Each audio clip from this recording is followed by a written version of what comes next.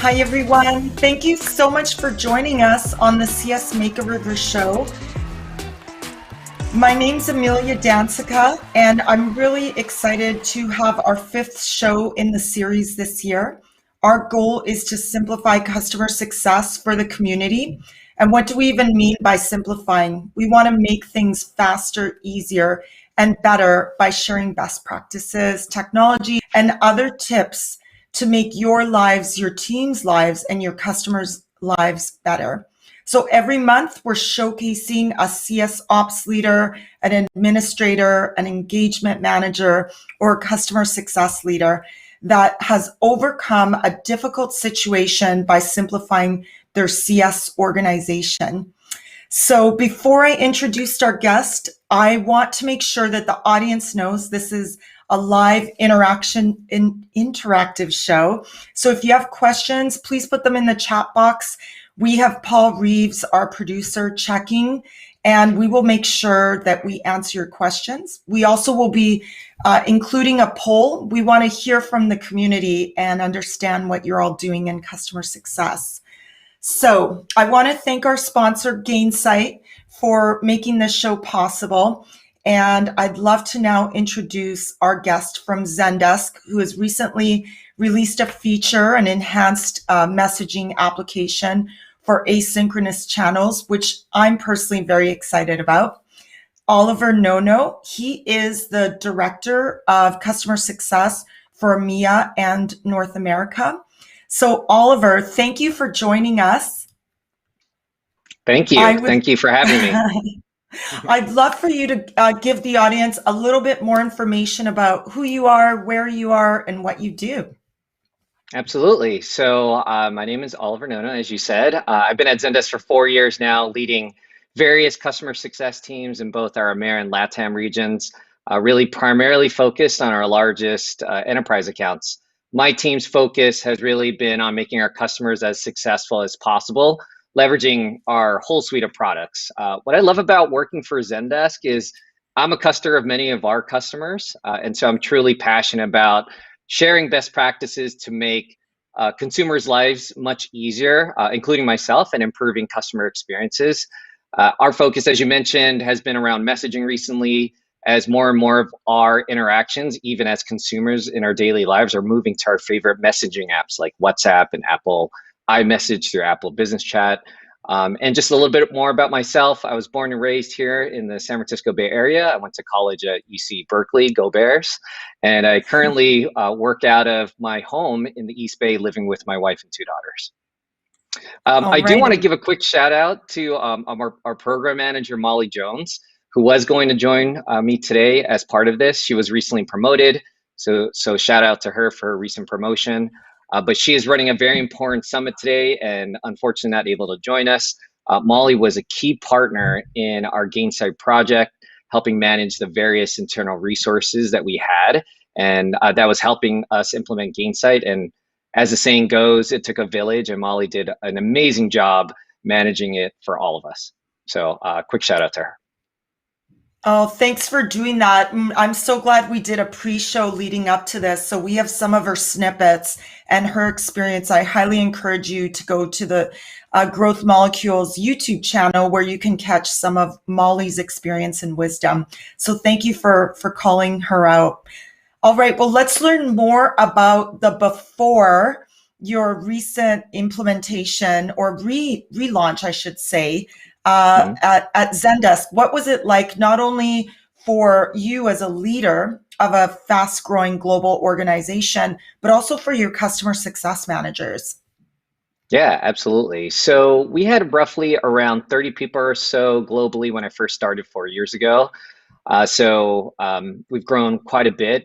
Flash forward to when we started the project late in 2020. We had around 160 people in our success org globally at that time, which right now we're actually at 190. So we've even grown since then. But yeah, Zendesk has been very successful globally.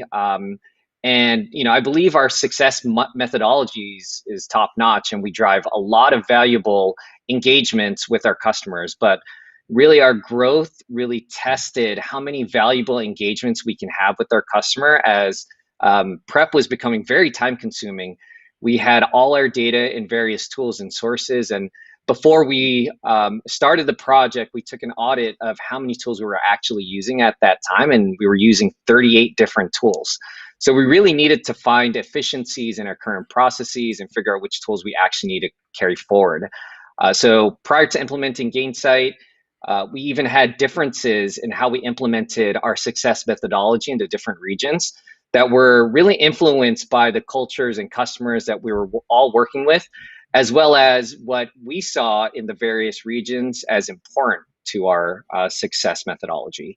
So our templates and documentations that we use to interact with our various customers globally were very different, and we didn't really have the rigor of standardizing everything globally. And so, for instance, I'll give one example. Our EMEA success team managed their book of businesses using a Google spreadsheet, since it combined data from various sources in one place. So we didn't really have a tool that did that. And again, because of the various tools and all the information wasn't consolidated in one place, our CSMs had to spend a lot of time to find those meaningful insights, and it took away from what we hired them to do, which was spend as much time in front of their customers. Now, as a leader, I had trouble monitoring accounts easily.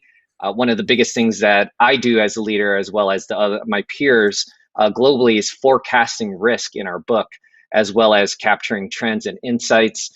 So, for example, we know based on our data that our customers are most likely to renew when they work with someone from our team.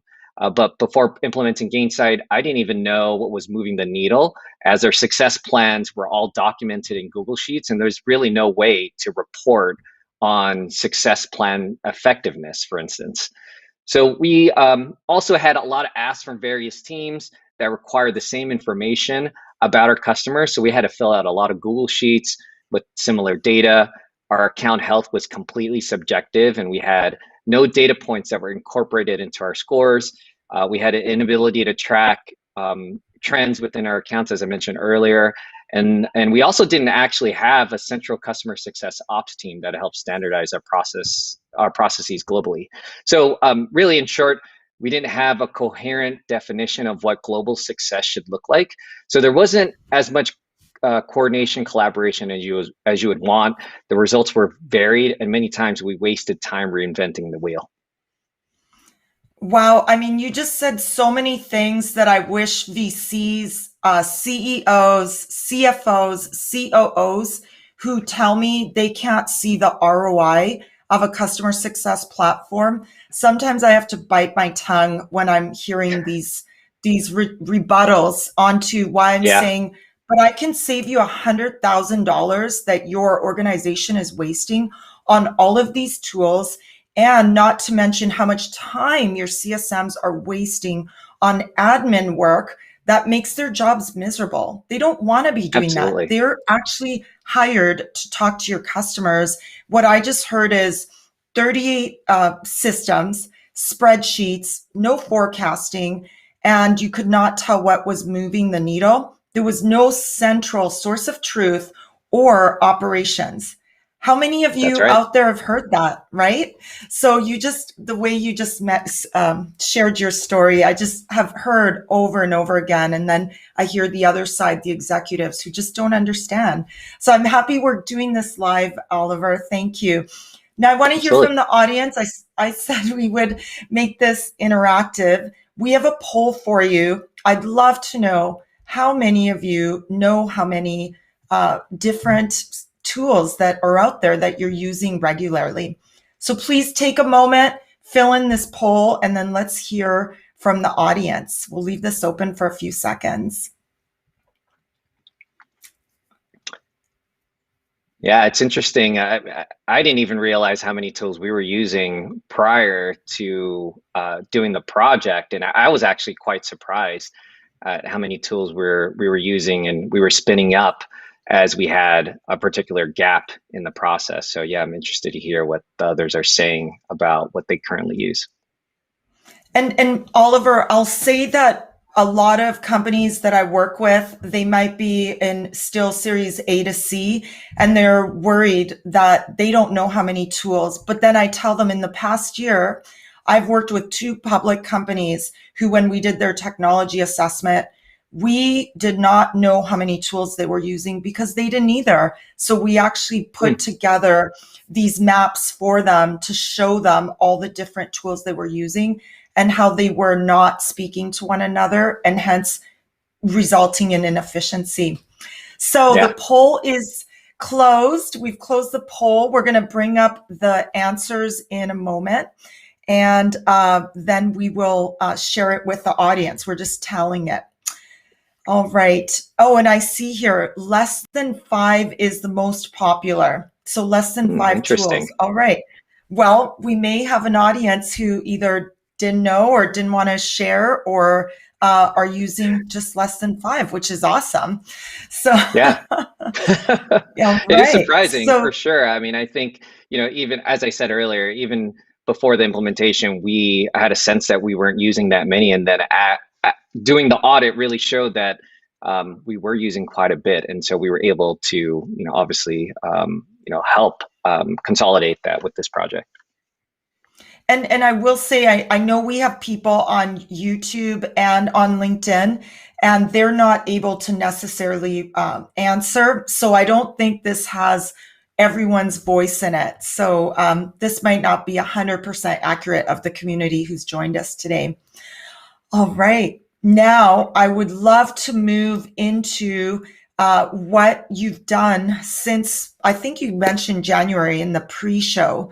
That's That's really right. made an impact. Yeah, not only for you and your life, which is very important as a leader, but also your customers and then your customer success managers. I think all three together are really important to talk the community through.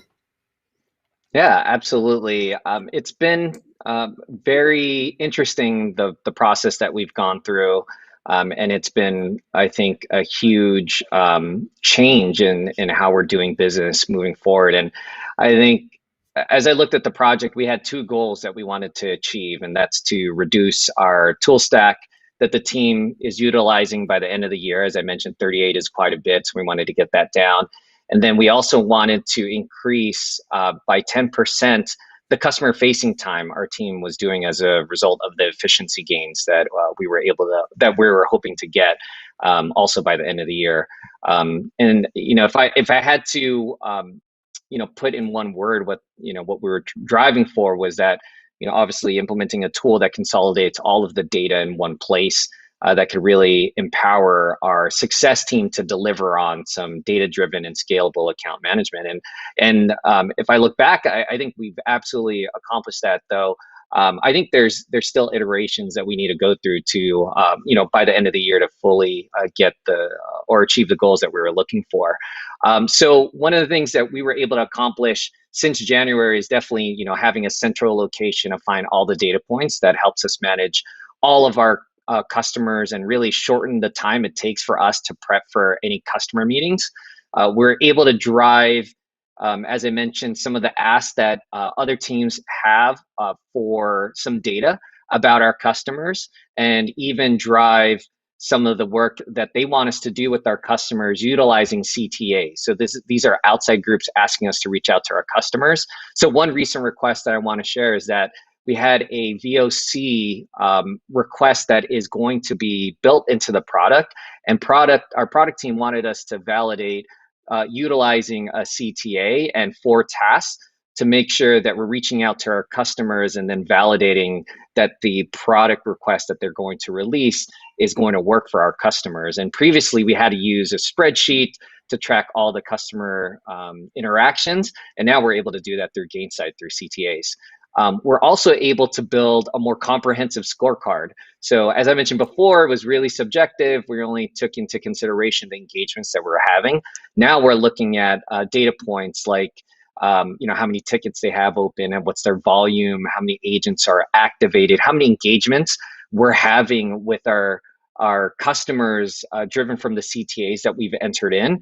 And then also if they have a success plan and leveraging sort of that functionality within Gainsight. And then I think the best thing about the scorecard is we can see it changed over time, which is something that was not possible the way that we were doing it before. As I mentioned, we implemented success plans of that functionality. We just released that as part of a phase 2. And so I haven't yet seen it, but we're hoping to drive the reporting and insights so we can see which objectives and tasks are being closed out and seeing the trends over our customer base, and to see, most importantly, like what are customers gravitating towards. So that's something that I'm super excited about. As a leader, as I mentioned, it was hard for me to track engagements. Now it's much easier to do that in Gainsight through the dashboards. They're really responsive and really easy to filter. So I can ensure that my teams are really doing the right things, and we're measuring them through the strategic engagements that we want them to have, like business reviews and even success created opportunities.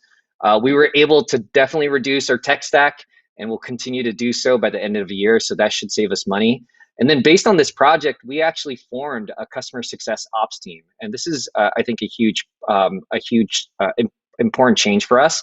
I do want to shout out the people on our success ops team, like Rainey Sivison and Carrie Hall, who are both on the team, as well as our Gainsight admin, Rashab Katod.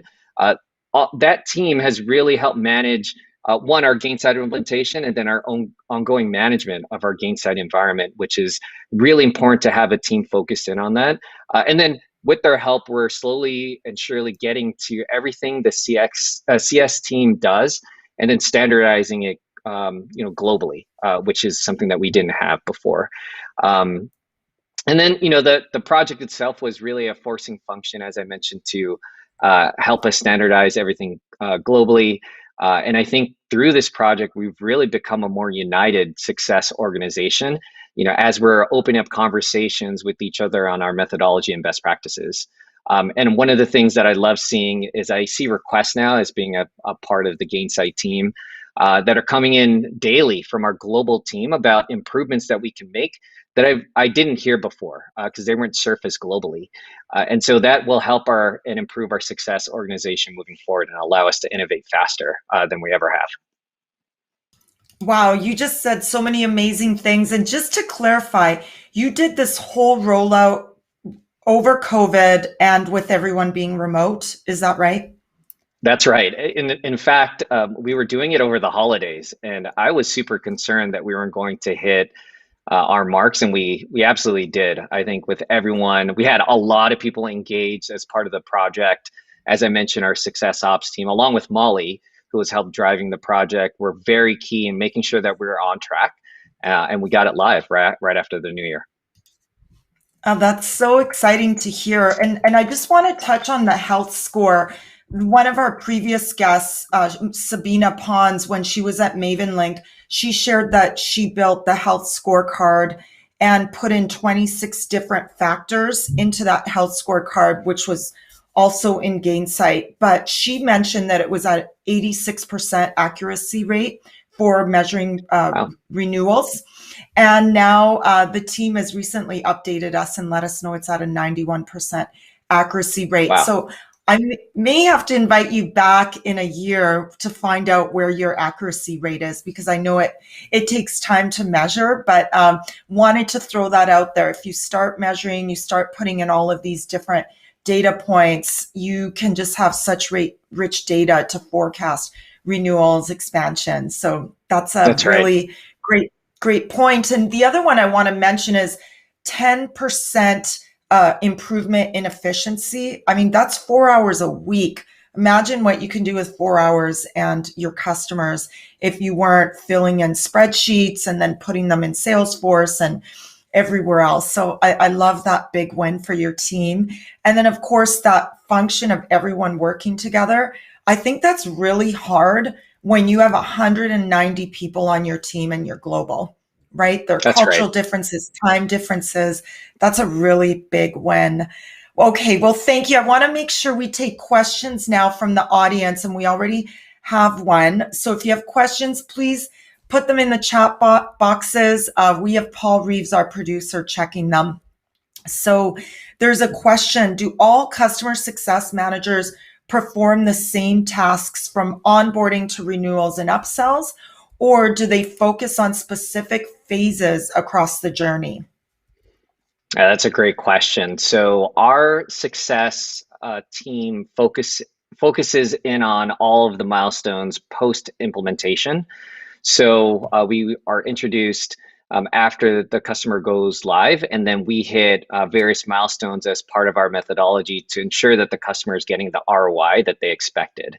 So we work with them. We do a lot of shadowing of how our customers are using it. I think one of the great things about Zendesk is it's very flexible, but that means that our customers use it in very different ways, and so we want to make sure that we understand the use case, and then we drive success plans from there, and then meeting with them on a regular basis up, and then doing a business review up into renewal.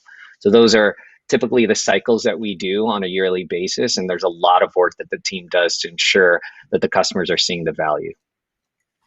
All right, so that success plan, just to dive a little bit deeper, that lives in Gainsight, and then you had mentioned that you're reducing time to prepare those. Is it because it's in a central place and they're able to import data of the customer, or That's did I right. get that wrong?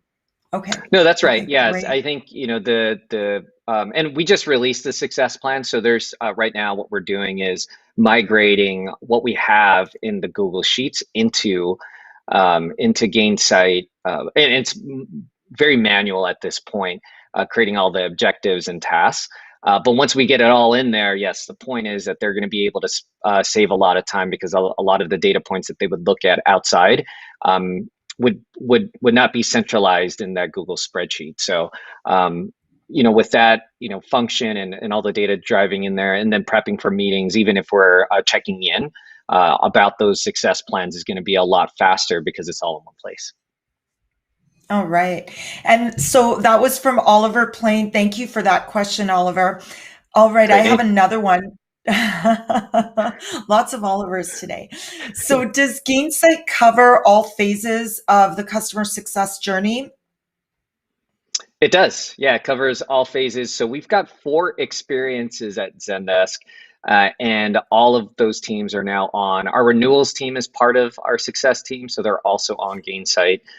So yes, all phases of the customer success journey is covered, and we've implemented that in Gainsight. Now, as I mentioned earlier, we're continuing to iterate, on what we have in there. Similar to if you're moving into a new house, there's still things that you want to accomplish even after you unpack your boxes. And so that's what we're doing right now. There's more things that we want to implement, more reporting that we want to do, more automated CTAs, more data that we can plug in to Gainsight. And so we're still working on it. And I think, yeah, I'd love to come back in a year's time and even tout the great things that we've done since today.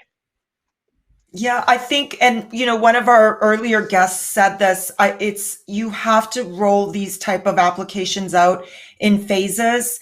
Your APIs, your different teams using them, especially global teams. If you try to do everything at once, you're going to set yourself up for failure. So I love the phase approach.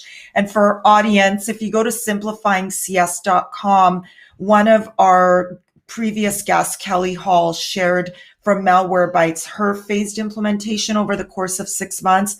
Highly encourage you to download it. It's free, and I'm hearing great results from leveraging that guide. So on to the next question. How does a customer success team collaborate with growth PMs to increase your acquisition as well as retention? That's a great question. I think we can really work with the growth teams to mainly talk about customer stories, right? I think as we drive what our customers are doing well, and as we're tracking their KPIs in our success plans, going back to the growth teams and sharing that story. And we're really working with our product managers in marketing to really showcase what our customers are doing really, really well.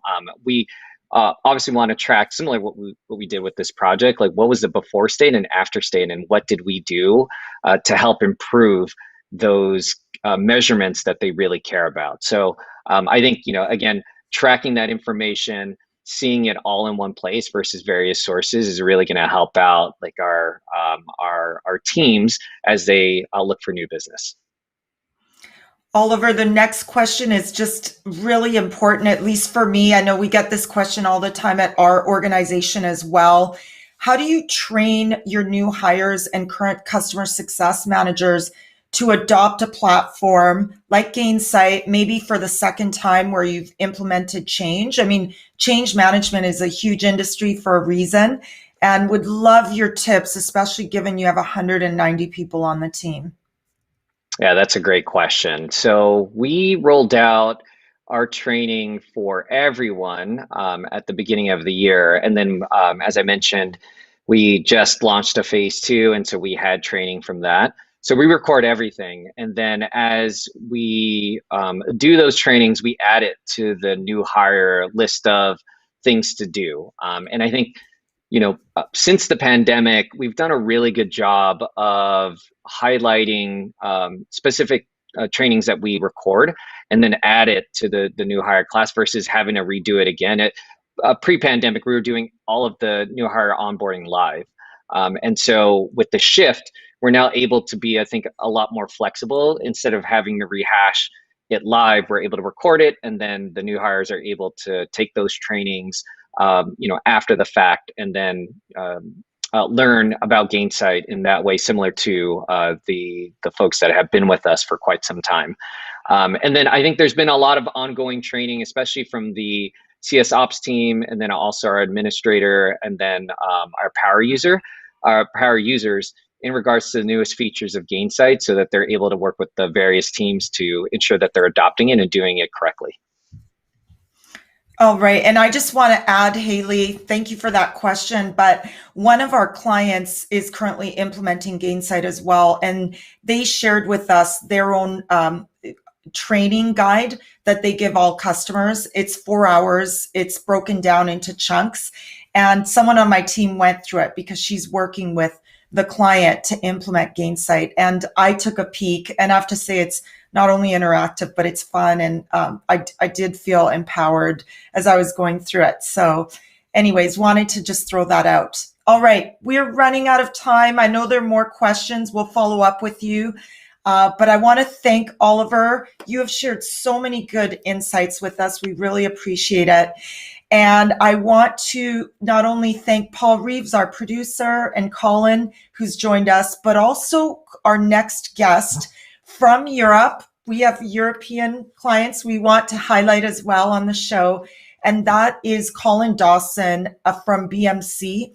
He is the Senior Director of Customer Value Realization for EMEA. And what a cool title, by the way. I want customer value realization in my title. But anyways, we have him next. I can't wait to hear his story. So I hope you'll join us. Come to simplifyingcs.com and sign up for updates. We will be releasing free tools on a regular cadence. And hopefully, Oliver, you'll have a tool that you'll want to share with the audience as well.